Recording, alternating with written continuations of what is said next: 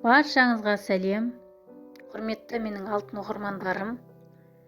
Бүгін сіздерге осындай керемет пельмен бауырсақтың рецебімен бөлісемін. Осындай шарик болып шығатын, керемет, ауызға салса еритін пельмен бауырсақтың оригинал рецебімен бөлісемін. Осыған дейін қаншама рецептерді жасадым, бірақ дәл бұлай шыққан жоқ. Міне осындай оригинал рецепті алтын оқырмандарыма бөлісуге шешім қабылдап, міне бүгін сіздерге ұсынбақшымын. Ол үшін бізге 100 грамм сармайды ерітіп аламыз.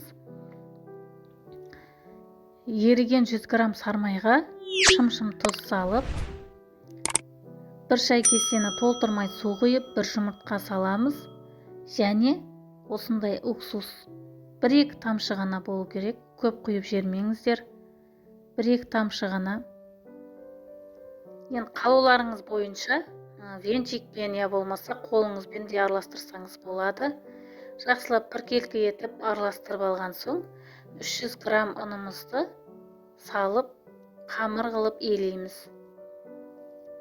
Қолға негізі көп жабыспайды, өйткені көп пайызы бұның құрамы май болғандықтан жабыспайды.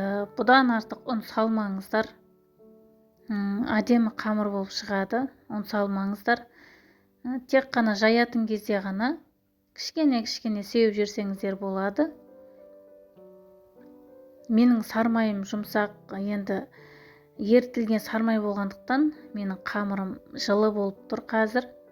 Сондықтан бұны біз пакетке салып, холодильникке 1 сағатқа, я болмаса жарты сағат, 2 сағатқа салып қойсаңыздар, қамыр жайылатын кезде әдемі болып жайылады. Осылай картошканы жақсылап езіп, тұзбен бұрыш қана салдым. Сіздер қалауларыңыз бойынша укроп, көкпияз, пияз салсаңыздар болады. Холодильниктен қамырымызды алып, жайып аламыз. Әдемі жұқа етіп жайып алыңыздар. Жұқа етіп жайып, міне осылай мантыны жасайтын кезде осылай жасаймыз ғой қамырды. Осылай етіп кесіп, шеті ирек кескіш болады. Осындай әдемі жұқа етіп жайып аласыздар. Осы кескішпен кесіп аламыз. 4 бұрышты етіп кесеміз. Қалауларыңыз бойынша үлкен қылып жасасаңыздар да, мен өзім орташа қылып жасадым. Осылай жасып, қызып тұрған майға 2 бетін аунатып пісіріп ала бересіздер.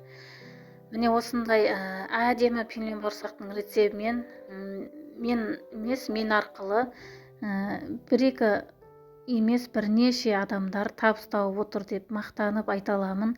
Әрине барлығы Алланың қалауымен ғой.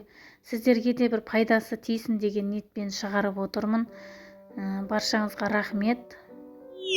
Менің арнама тіркеліп, қоңыраушаны басып қойыңыздар. Үнемі мен жаңа рецепт шығарғанда бірінші болып көресіздер. Қараңыздар, қандай әдемі шарик болып шығады. Сіздермен болған мен Гүлбану. Алда керемет рецепттермен бөлісемін.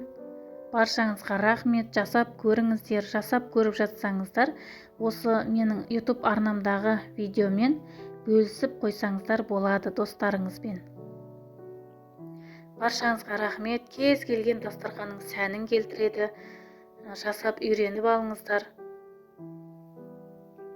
Баршаңызға рахметімді айтамын. Қараңыздар, қандай әдемі үлпілдек. Дәмі одан да керемет.